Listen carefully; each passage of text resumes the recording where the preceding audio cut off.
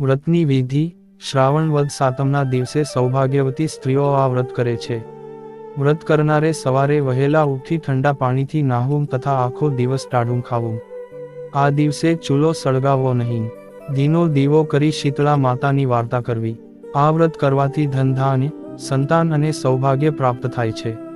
વ્રત કથા. એક ગામમાં દેરાણી જેઠાણી તેની સાસુ સાથે રહેતી હતી. બંને બહુઓના ઘરે દેવના દીધેલા એક દીકરા હતા. મોટી વહુ ઈર્ષાળુ હતી, જ્યારે નાની બહુ ભલી, ભોળી અને પ્રેમાળ હતી. એક વખત શ્રાવણ માસમાં રાંગણછઠનો દિવસ આવ્યો. સાસુએ નાની બહુને રાંગવા બેસાડી. નાની બહુ મધરાત સુધી રાંગતી હતી. એટલામાં ધોડિયામાં સૂતેલો છોકરો રડવા માંડ્યો. આથી બધું કામ પડતું મૂકીને વહુ છોકરાને લઈને જરા આડે પડખે થઈ અને થાકના લીધે જોતજોતામાં ઊંઘી ગઈ. ચૂલો સળગતો હતો. મધરાત પછી શીતળામાં ફરવા નીકળ્યા. તેઓ ફરતા ફરતા નાની વહુના ઘરે આવી પહોંચ્યા અને ચૂલામાં આળોટવા લાગ્યા. પણ આ શું? શીતળામાના શરીરે ઠંડક લાગવાના બદલે લાય લાગવા લાગી. તેઓ આખા શરીરે દાઝી ગયા. આથી તેણે નાની વહુને શાપ આપ્યો કે જેવું મારું શરીર બળ્યું એવું તારું પેટ બળજો. સવારે ઉઠીને વહુએ જોયું તો ચૂલો સળગતો હતો અને પડખામાં સૂતેલો છોકરો મૃતદશામાં હતો. તેનું આખું શરીર દાઝી ગયું હતું. નાની વહુ રડવા લાગી. તેને ખ્યાલ આવી ગયો કે જરૂર શીતળા માતાએ શાપ આપ્યો હશે. તે રડતી રડતી સાસુ પાસે ગઈ અને બધી વાત કરી. સાસુમાએ સાંત્વના આપતા કહ્યું કે શીતળા માતા પાસે જઈ પ્રાર્થના કર, બધું સારું થઈ જશે. બાળકને ટોપલામાં નાખી નાની બહુ નીકળી પડી. રસ્તામાં 2 તલાવડી તેણે જોઈ. બંને તલાવડી પાણીથી છલોછલ હતી, પણ કોઈ તેનું પાણી પીતું ન હતું. જે પણ પીએ તે મૃત્યુ પામતું હતું. નાની બહુને જોઈ તલાવડીઓ બોલી, બહેન તું ક્યાં જાય છે? નાની બહુએ કહ્યું, હું શીતળા માતા પાસે શાપના નિવારણ માટે જાઉં છું. તલાવડીઓએ કહ્યું કે બહેન, અમે એવા તે કેવા પાપ કર્યા હશે કે કોઈ અમારું પાણી પીતાં જ મૃત્યુ પામે છે?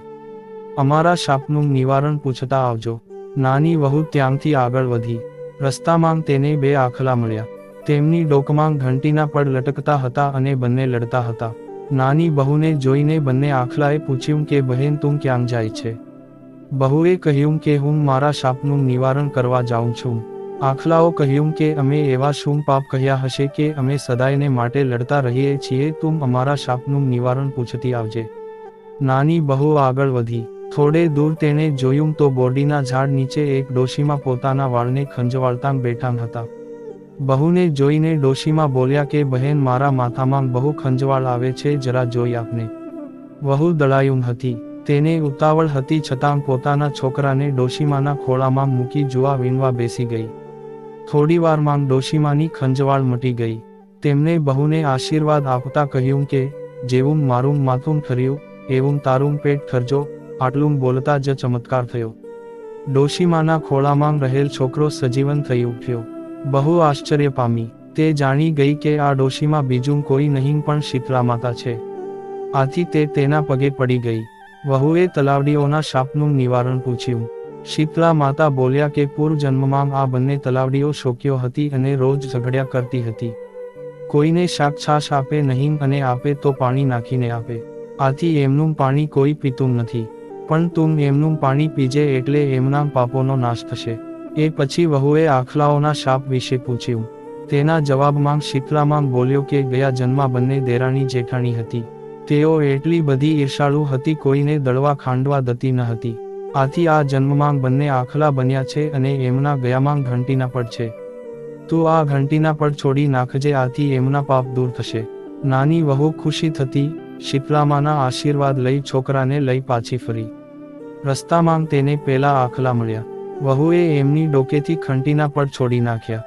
તેઓ લડતા બંધ થઈ ગયા. આગળ ચાલતાં તલાવડીઓ પાસે બહુ આવી. તેના શાપના નિવારણ માટે ખોબો ભરી પાણી પીધું. પછી બધા તેનું પાણી પીવા લાગ્યા.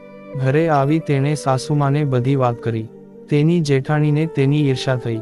બીજા શ્રાવણ માસમાં રાંધણછઠ આવી ત્યારે જેઠાણીને થયું કે હું પણ દેરાણી જેવું કરું. આથી મને શીતળા માતા દર્શન આપે.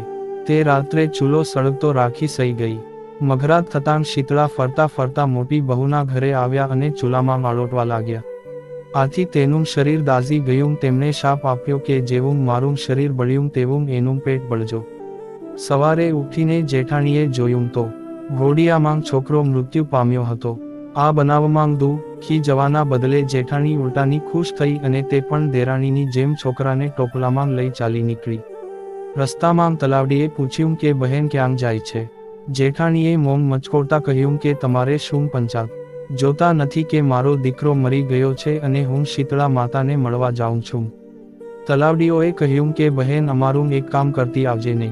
પણ જેઠાણીએ તો તરત ના પાડી દીધી. આગળ તેને 2 આખલા મળ્યા તો જેઠાણીએ આખલાઓને પણ તેનું કામ કરવાની ના પાડી દીધી. આગળ જતા ઝાડ નીચે ડોશીમાં સ્વરૂપે શીતળા માતા માથું ખંજવાળતા બેઠા હતા. તેણે આ જેઠાણી માથું જોઈ આપવાનું કહ્યું. તેણે ગુસ્સે થઈ ના પાડી દીધી અને કહ્યું કે હું નવરી છું કે હું તારું માથું ખંજવાળ્યા કરું? જોતી નથી મારો દીકરો મરી ગયો છે? જેઠાણી આખો દિવસ રખડી પણ તેને શીતળા માતા ક્યાંય મળ્યા નહીં. આથી તે રડતી રડતી ઘરે આવી. હે શીતળા માતા, જેવા દેરાણીને ફળ્યા તેવા સૌને ફળજો.